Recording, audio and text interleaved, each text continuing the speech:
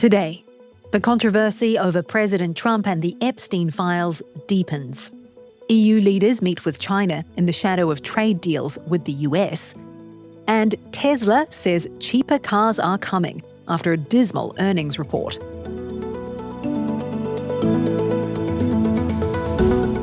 It's Thursday, July 24th.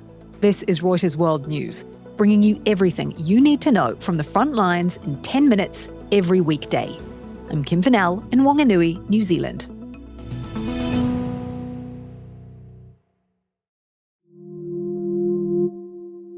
First, to some breaking news. Russian authorities say they've found the debris of a plane that crashed in the far east of the country. Air traffic controllers lost contact on Thursday with a passenger plane carrying around 50 people. According to Russian news agency TASS, there are no survivors. Columbia University will pay more than $200 million to end the Trump administration's probe and restore federal research funding. Trump cancelled $400 million in funding to Columbia over its handling of pro-Palestinian protests. The administration accused the university of insufficient response to alleged anti-Semitism. Columbia also agreed to scrutinise Middle East departments and end diversity programs. In a surprise move, President Trump will visit the central bank later today in the wake of his fierce criticism of Fed Chair Jerome Powell. Trump has called Powell a numbskull, among other things, and has mused publicly about firing him. He's angry at Powell over interest rates and the economy, and about the costly renovation of the Fed headquarters. It's not clear whether President Trump will meet with Powell directly.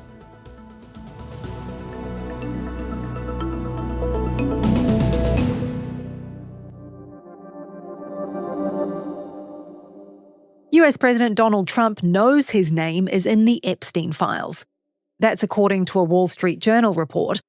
Reuters was not immediately able to verify the report, and the White House is responding with mixed signals. At first, it called the report fake news. But when Reuters correspondent Jeff Mason followed up, the administration had a different response. Jeff, what do we know? Well, what we know is that he is in the Epstein files, and that's something that a White House official acknowledged to me today when I asked about that. The Epstein files are a broad, heavy set of documents, and it is public knowledge that Trump was friendly with Jeffrey Epstein at one time in his life, and that he appeared at events with him. There are pictures of them together. So it's not really a big surprise that he is in there, that his name is mentioned in there. What could this whole thing mean for President Trump? A couple things. Number one, it could mean a loss of political support that will be damaging to him in the midterms, which are next year. Now, that's still a ways away, but he needs his base.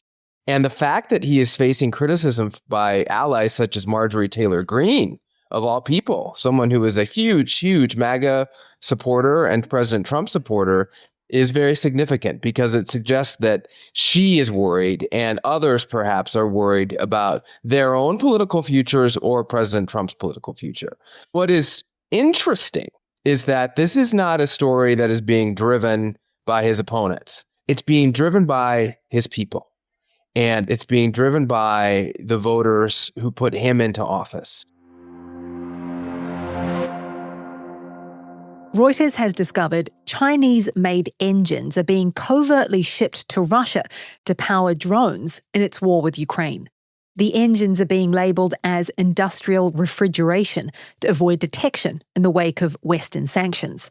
Russia has not responded to a request for comment. China's foreign ministry says it's unaware of the export of parts for Russia's Garpia long-range drone and controls foreign sales of dual-use goods in line with Chinese law and international obligations.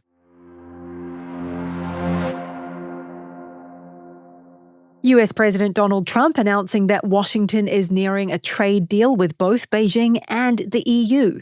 The almost done deals will impact an EU-China summit happening in Beijing. Their relationship is under strain, and the summit, cut short at China's request, is likely to be tense. Laurie Chen is in Beijing.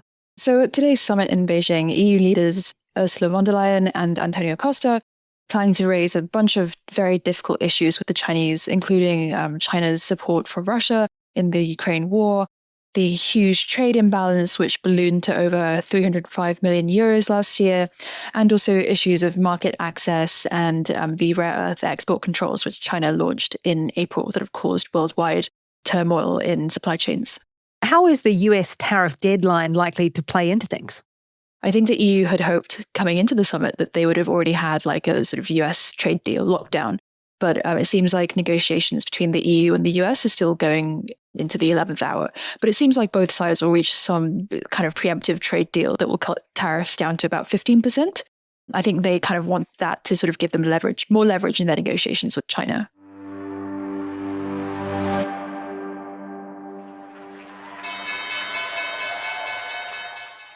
Tesla is promising a new, cheaper vehicle as it posts its worst quarterly sales decline in more than a decade. And Elon Musk says things could get worse before they get better. Abhirup Roy is in San Francisco. So what's behind these dismal results? So Tesla has been dealing with rising competition from cheaper and newer electric vehicles, especially in China, and a severe backlash against Elon Musk's far-right political views. To add to those challenges, the US government is set to remove major tax credits that have been helping boost sales, and recent legislation is also set to remove certain fines for traditional automakers, and that means Tesla loses revenue from selling credits to those automakers to avoid those fines, right? And of course, major tariff being announced by Donald Trump has been a problem for all automakers and Tesla, which imports a lot of its parts. What are the plans to get out of this rut? So Tesla has been working on an affordable vehicle. It said that it made a few of those units in June, but that it will make those vehicles available to everyone in the fourth quarter. But Elon Musk's major focus has been on rolling out robotaxis and making personal vehicles drive themselves. Both of these propositions face major hurdles, but much of Tesla's trillion-dollar valuation actually hangs on that bet. As Abhirup mentioned, all car makers are bracing for tariffs to take effect. In the wake of the U.S. Japan trade deal, which puts a modest levy on Japanese auto imports to the U.S., the Detroit-based Big Three say they are going to suffer, as much of their parts and production comes from Canada and Mexico. David Gaffin is our U.S. companies editor. There are some real concerns there about, the heavy cost. General Motors the other day took a $1 billion charge on its earnings for the tariff effects and still sees a hit between $4 and $5 billion. And so they see an overall 15% rate, including for Japanese cars, as a little bit of a sting. They think that it will end hurting domestic auto production. How might this deal be perceived politically? So there are a few wrinkles to it politically that probably have not really shown their true face right now. If this causes some sort of real permanent damage with those who work in the auto industry, that could pose some risks for congresspeople and senators who are in the states that are associated with auto production up in the industrial Midwest, who may vent their anger on this one. The United Nations highest court has ruled rich nations must meet climate change commitments or risk paying compensation to poorer nations impacted by the warming planet. Small island nations are hailing the ruling as a way to make big polluters accountable.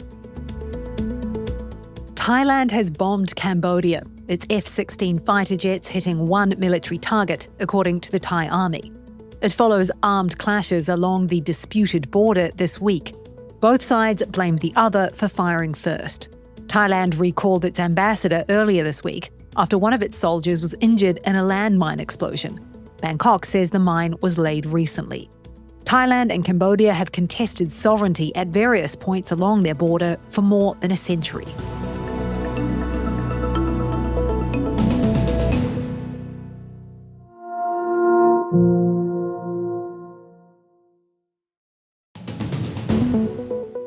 And for today's recommended read, waters in the Mediterranean are rising. And with it, coastal erosion is sending parts of Egypt's Alexandria crumbling towards the sea. We'll put a link to that in the pod description. For more on any of the stories from today, check out Reuters.com or the Reuters app. Don't forget to follow us on your favourite podcast player. We'll be back tomorrow with our daily headline show.